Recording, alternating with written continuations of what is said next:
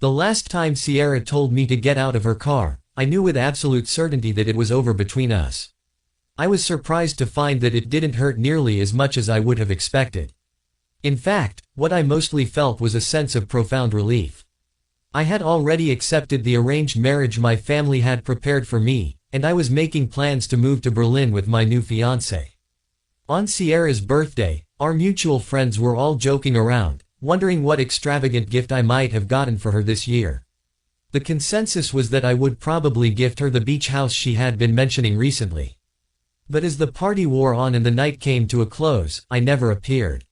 She had no way of knowing that I was already in Germany and that I was truly, finally, over her. On a Friday morning, I received a text from Sierra. The message was simple: stop by the old place tonight at 6 o'clock. I typed back a quick, okay, and tossed my phone onto the couch, not giving it another thought. When the time came, I went downstairs to find Sierra's black Rolls-Royce already parked by the entrance, her driver standing patiently beside it. As I got closer, he opened the front passenger door for me. I gave him a small nod and a smile before sliding into the seat. Unsurprisingly, Sierra and her new boyfriend, Damon, were in the back seat, laughing and talking together as if I weren't even there. I was perfectly content with that arrangement and closed my eyes, hoping to get some rest. It took Damon a while to even realize I was in the car. When he finally did, he spoke in a soft voice, "Raiden, sorry about that. Were we being loud?" In the past, I would have responded with a sharp retort. This time, however, I just shook my head and replied calmly, "No, please continue your conversation." Damon seemed taken aback for a moment, then added, "It's all Sierra's fault for talking my ear off. I didn't even see you get in, Raiden. You're not mad, are you?" He put on a playful act, sticking his tongue out and clinging to Sierra's arm. "Sierra, you should say something nice to Raiden for me. It's my first time meeting your grandfather, and I can't have him angry with me." Sierra's voice was almost indulgent as she reassured him, "Don't worry, Damon." Then her attention shifted to me, her gaze turning cold and carrying an unspoken warning. "Isn't that right, Raiden?" How had I become so insignificant in her eyes? A bitter laugh escaped my lips. "Of course, I'm not bothered." My response must have struck a nerve because Sierra's expression immediately became frosty. Her eyes narrowed as she challenged me, "Raiden, what is that supposed to mean?" I sat up straight, meeting her gaze in the rearview mirror. "It means I don't care enough to play these games anymore, and I won't. Is that clear enough for you?" As soon as the words left my mouth, Sierra fell silent. I didn't want to look at her anymore. I was transported back to our early years, when our families first arranged our engagement, and her striking dark eyes had completely captivated me. Now, however, that captivating charm had been replaced by the sharp, distant face of a woman who was done with me. And now, I was genuinely done with her world, too. Into the brief silence, Damon's voice cut through. "It's all my fault for making Raiden upset," he said, feigning remorse. He went on with a theatrical flourish, until Sierra wrapped her arms around him, comforting him. When she finally looked up, the affectionate expression she had for Damon had turned to ice as she faced me. "We both know the childhood engagement our families set up means nothing. You are nothing to Damon and you are nothing to me," she continued, her voice sharp. "I will say this for the last time. I don't like you. The only person I love is Damon." Being dismissed from the car again was, in a strange way, a relief. I realized I wasn't as upset as I thought I would be. I remembered my own birthday, where she gave me cufflinks, the complimentary accessory that came with Damon's absurdly expensive new watch, and then sped off after a sudden phone call from him. I sat on the curb by myself until the rain began to fall and the night slowly gave way to morning. It was then that I finally understood. Having a crush is like fighting a chaotic war all by yourself. The girl I had adored since I was young was finally fading away from my life. "Raiden." I looked up to see a pair of long legs walking toward me. A breathtakingly beautiful face. My father had recently asked if I still wanted to go through with the arranged marriage to Sierra. I told him no. I had lost. 3 days ago, my father showed me a photograph. Her name was Audrey, the youngest daughter of the powerful Sterling family.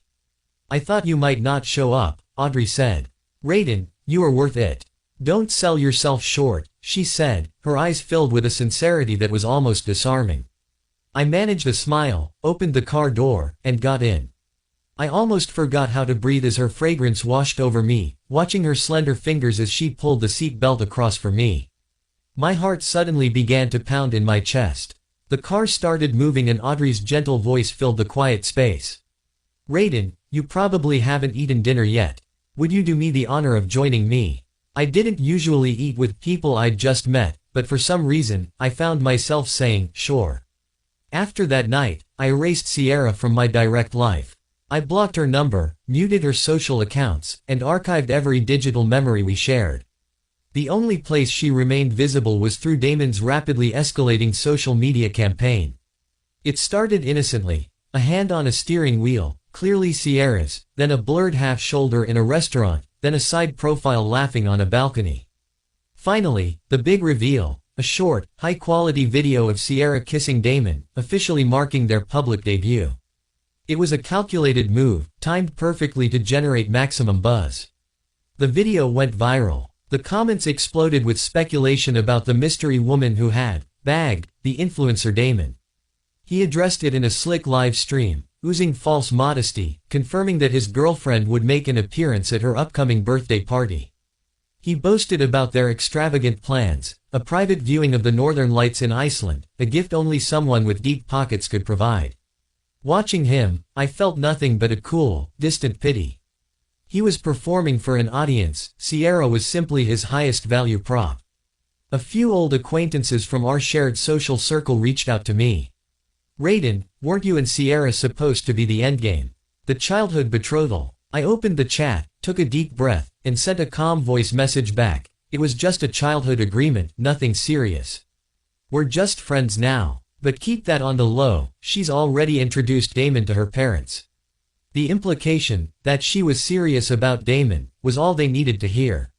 They immediately dropped the subject, understanding the hint about my neutrality. The relief that I didn't have to feign heartbreak or defend myself was palpable. I was, genuinely, disinterested. A notification chimed, pulling me sharply out of the distant memory.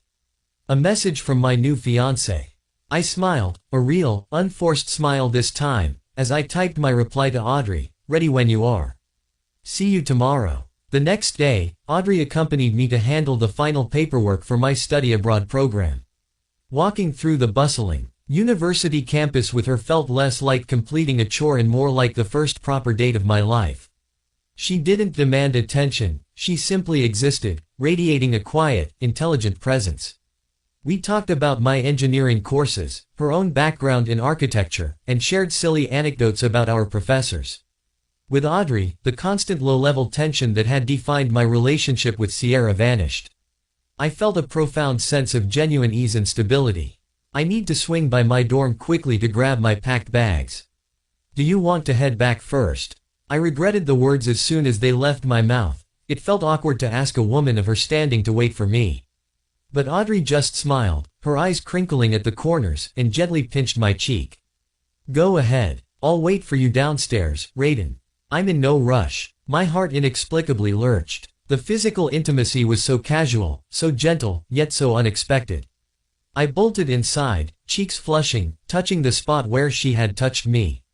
I practically flew down the stairs, bag in hand.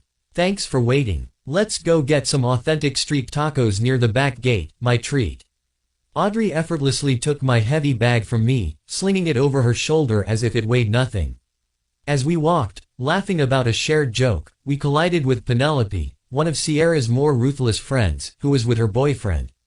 Penelope had always been Sierra's most vocal cheerleader, frequently mocking me for being Sierra's ever-present shadow. Penelope looked me, then Audrey, up and down, her scrutiny cold and calculating. Raiden, who is this? Since our engagement was strictly private, I feigned an overly polite awkwardness and lied smoothly. Oh, this is someone I hired to help me run a few last errands before I leave. The blatant lie didn't fool Penelope. Her face tightened with a flicker of genuine surprise. She frowned and leaned in, her voice serious. Raiden, as long as you figure things out for yourself, that's what matters. But a thought was clearly brewing in her eyes. Penelope, who had secretly enjoyed the drama of my loyalty to Sierra, now felt a prickle of alarm. Sierra needs to know he's actually moving on. Penelope immediately dialed Sierra. Are you busy? How have things been with you and Raiden lately? Before Penelope could finish, Sierra's voice, laced with her usual condescending tone, cut her off. You've been awfully relaxed lately, Penny. Did that boy Raiden pay you to be his new little messenger? Sierra was fully convinced I was just sulking and using her friends for information. A little boy will do what a little boy does, she thought. He's trying a new tactic. No, it's not like that. I just saw Raiden today with some other girl. Sierra scoffed, her laugh echoing with dismissal. Come on, you really think I don't know Raiden? He's always around. Some girl. Please. Now you're making up stories for him. You have time to play these childish games, but I don't. Tell him if he keeps pulling stunts like this to get my attention, he'll be waiting longer than 2 weeks for me to even acknowledge him. She chuckled again. I guess I've spoiled him too much. Anyway, I have to finalize the guest list for my party with Damon, so stop calling me about Raiden. Penelope hung up, frustration radiating off her. She knew something major was shifting, yet Sierra was blind to it, too wrapped up in her own ego and Damon's flattery to see the change in the dynamic. Sierra, the woman who needed a safety net, was about to let go of the only sure thing she ever had. On the night of Sierra's birthday, Audrey and I were already airborne, halfway to Germany.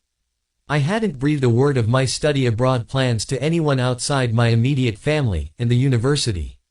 Staff had no reason to inform Sierra. She was, after all, completely engrossed in her relationship with Damon, and no one wanted to be the one to burst her self-important bubble. That morning, I stepped outside wearing a heavy wool coat. Audrey's driver quickly approached to take my suitcase. Audrey was waiting in the back seat, casually dressed, holding a fancy lunchbox. When she saw me, she smiled. Raiden, come on in. I brought your favorite breakfast. Her face was delicately pretty, with an alert, almost feline quality that I found incredibly endearing. I nodded, got into the car, and accepted the lunchbox.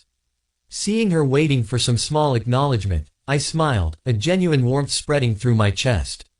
Thanks for the breakfast, Audrey. The luxury car sped off into the twilight. In the first-class cabin, I followed behind Audrey, my eyes casually drifting down to her slender frame. I found myself admiring her presence, her natural grace and her seriously long legs. Lost in a sudden, unprofessional thought, I stumbled slightly and instinctively reached out, my hand momentarily resting on her arm to steady myself. When our eyes met, I felt a familiar awkwardness. We were engaged, but still strangers. It's a long trip, Audrey noted, her voice smooth and unhurried. Do you want to rest for a bit? I nodded and settled into my seat. A moment later, I felt her slender fingers gently laying a cashmere blanket over me. Thank you, I stammered, avoiding her gaze. To stave off further embarrassment, I closed my eyes and pretended to sleep. I woke up for a meal, then drifted back off. When I next awoke, I found myself leaning against Audrey. The first thing I saw was her face, her sharp jawline, high nose bridge, and closed eyes. I had been so convinced I wasn't prone to spontaneous acts, yet here I was, having woken up in her arms. I reached up to gently brush a stray strand of hair from her delicate eyelids, unintentionally rousing her. Audrey opened her eyes and looked at me. I braced for the inevitable awkward exchange. But there was none. Still drowsy, she simply adjusted the blanket, settled further against me, and drifted back to sleep, her subtle, sweet scent enveloping me.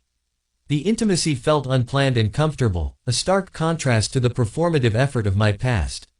Before the flight, I had actually received a call from Damon. I hadn't wanted to answer, but some residual instinct made me pick up.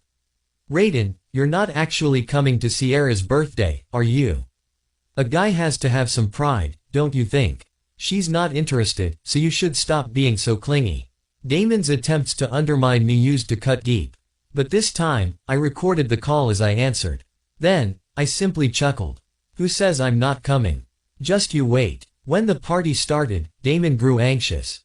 He had promised his fans a live stream for Sierra's birthday to officially introduce her. If I showed up and brought up our old engagement, his whole carefully constructed facade would crumble.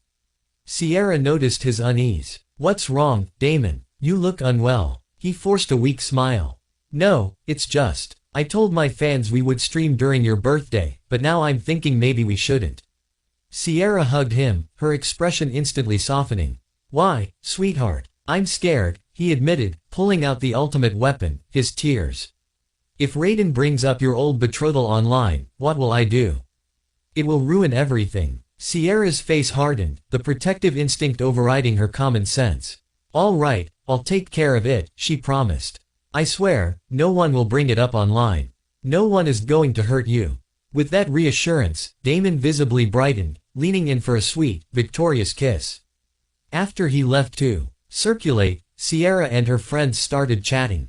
Has anyone seen Raiden tonight? That's impossible, he's always the first to arrive, someone pointed out. Have you been flaunting your new boyfriend too much? Maybe he's finally mad at you, another teased. Sierra scoffed. She still didn't believe I could stay away for long.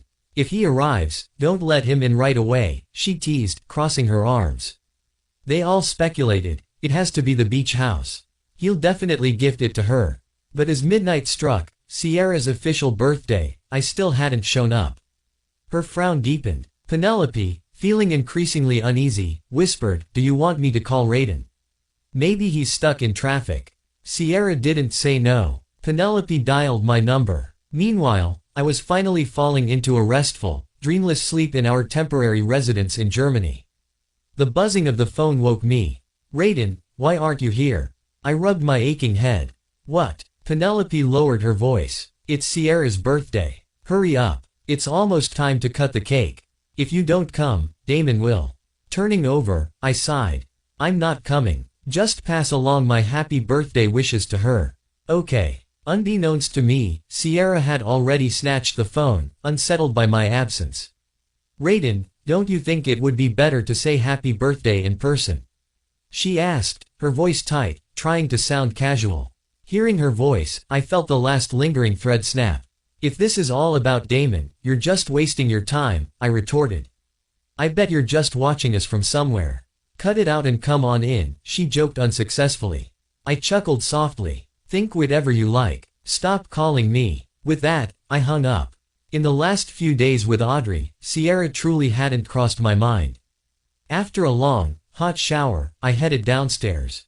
Audrey was sitting by a large window, reading. Seeing me, she put down her book, removed her glasses, and smiled. You're finally up. The butler booked us a table at a classic German restaurant. Great reviews. I nodded. I'll go change quickly. Audrey grabbed my hand, pleading playfully, please, I'm starving. Can we skip changing? You look perfectly fine. I laughed and gestured for her to lead the way. The restaurant lived up to its reputation. The atmosphere was intimate, the food was spectacular, and the wine was perfectly paired.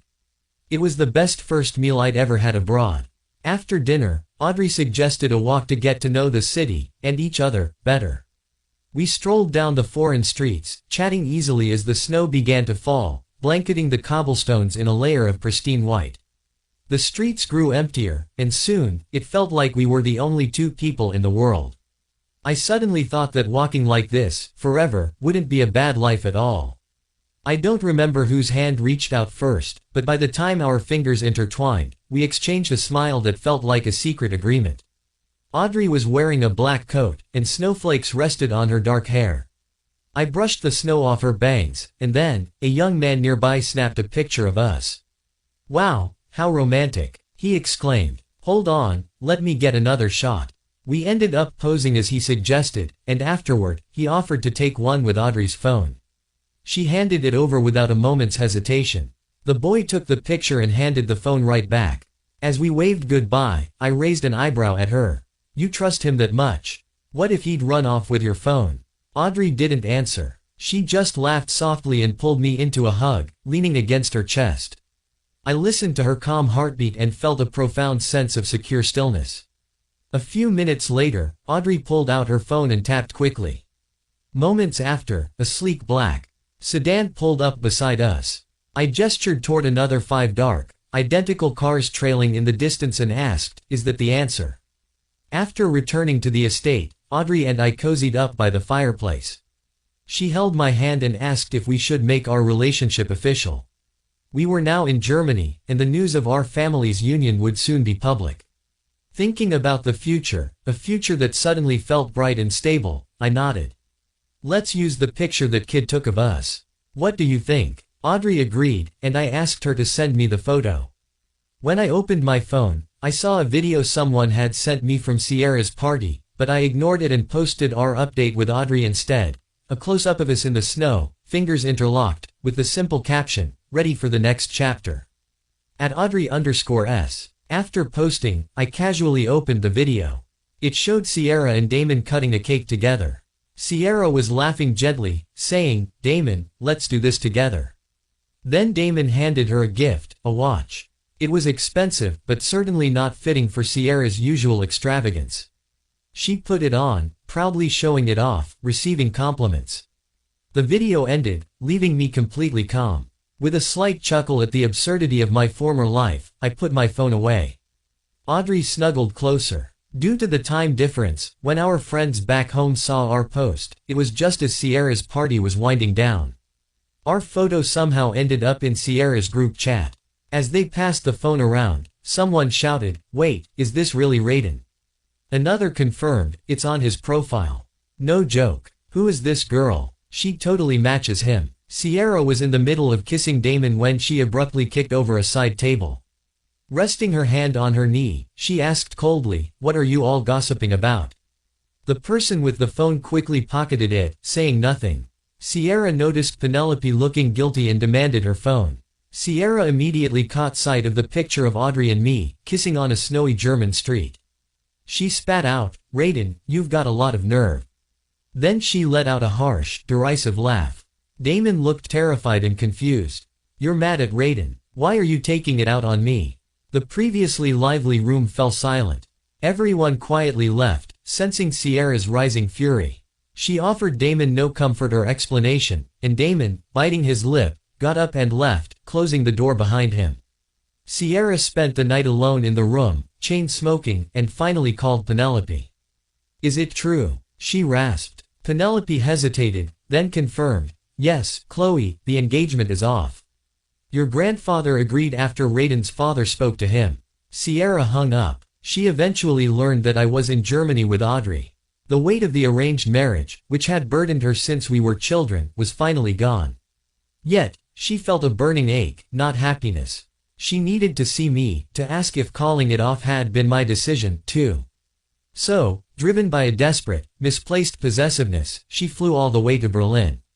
I hadn't expected Sierra to show up. That day, Audrey and I were leaving my university building, hand in hand, and Sierra was standing under a huge oak tree across the street, looking as pretty as ever in a brown coat and a black scarf. She waved. "Raiden." I paused, then walked over with Audrey, keeping her close. "I heard you were in Germany." I didn't believe it. She said, "Grandpa said the engagement's off." "How can it be off, Raiden?" She took a step forward as if to come closer. But Audrey subtly moved in front of me, planting her feet firmly. Peeking around her shoulder, I said more earnestly than I ever had before, "This is my fiancé, Audrey." Sierra looked like her entire world had just shattered. After a long pause, she pleaded, "Raiden, I'll break up with Damon. Don't joke with me." Noticing Audrey's growing unease, I squeezed her hand reassuringly. "Sierra, I know I've caused you a lot of trouble over the years. I mistook my feelings because of the engagement, but now I've found the person I truly love. I wish you and Damon all the happiness," I told her. Then Audrey and I walked away. I could feel Sierra's gaze burning into my back the entire time, but I knew, with absolute certainty, that I would never turn around. After Sierra returned home, the carefully controlled facade of her life began to crack. She often drank herself into a stupor late at night. When Damon showed up one evening, attempting to comfort her, she shoved him away violently. "Get lost. Don't touch me. I want to break up with you."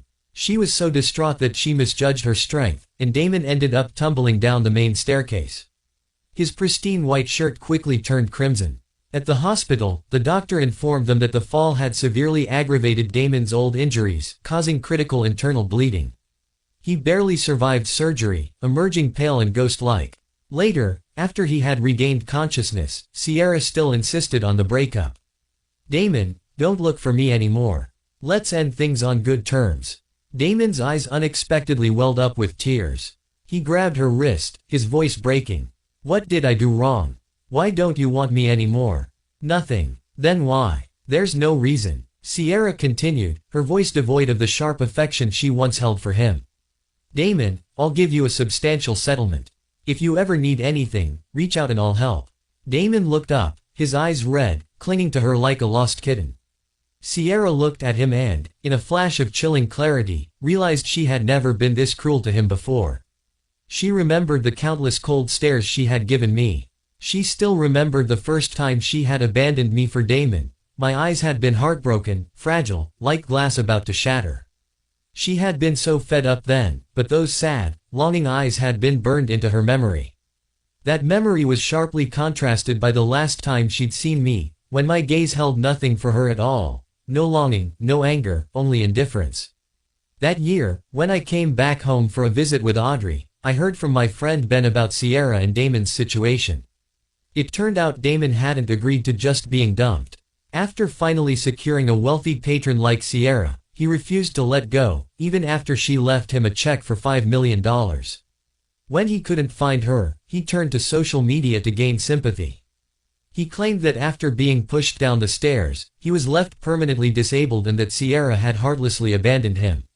The hate comments rained down on Sierra, but Damon played the victim, claiming his body was ruined and he was wronged. At first, Sierra didn't care, until the negative press became overwhelming. That's when she realized she had deeply underestimated Damon's manipulative streak. Coincidentally, she received an anonymous package in the mail. Inside were dozens of photos of Damon with different women, proof of his double life. Sierra clutched her chest, feeling a wave of nausea. She had lost me for a man like this. It was too filthy. She took immediate, decisive action, spilling all of Damon's secrets, his history of plastic surgery, escort work, gambling, online. Public opinion turned on him instantly. Damon was flamed into oblivion. With nowhere left to turn, Sierra's legal team descended on him, and after that, Damon vanished. Rumors later circulated in our circle that she had him exiled far away, perhaps to Southeast Asia. It was my third year with Audrey in Germany. One clear, cold night, she proposed to me on a picturesque foreign street. She presented me with a rare blue diamond, purchased from an auction just days before. It was stunningly valuable, but the love in her eyes was what truly mattered. I loved her, and I said yes. With Audrey, I never had to worry about where I stood.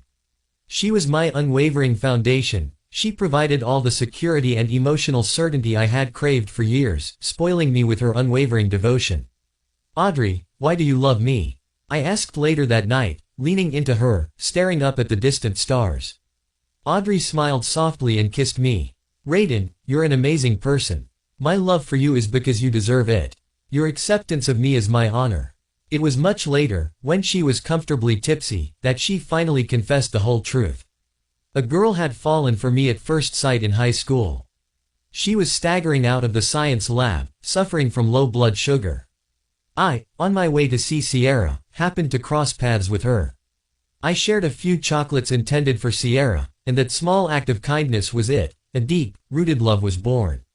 Seeing me with Sierra, she had simply wished us well from afar. But years later, hearing that I was the one who had been hurt, she made a decision. Since Sierra didn't cherish me, she would. So, she asked her older brother to approach my family to arrange a marriage.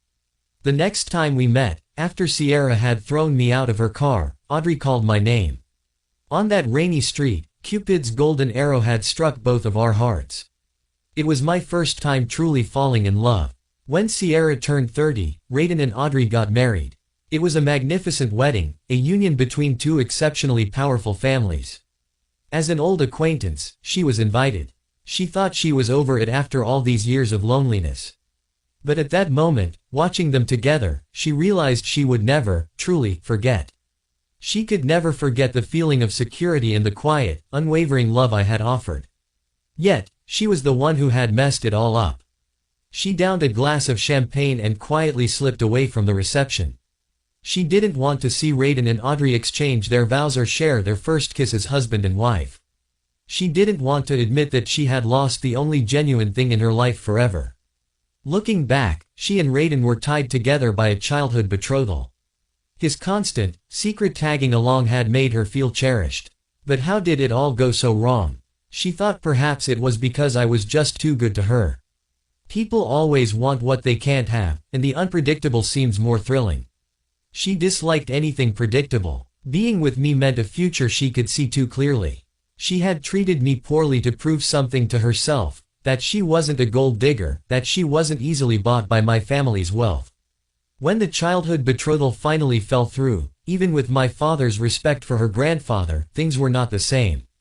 She never saw me again after that encounter in Germany. Her luxurious life was ultimately, profoundly hollow.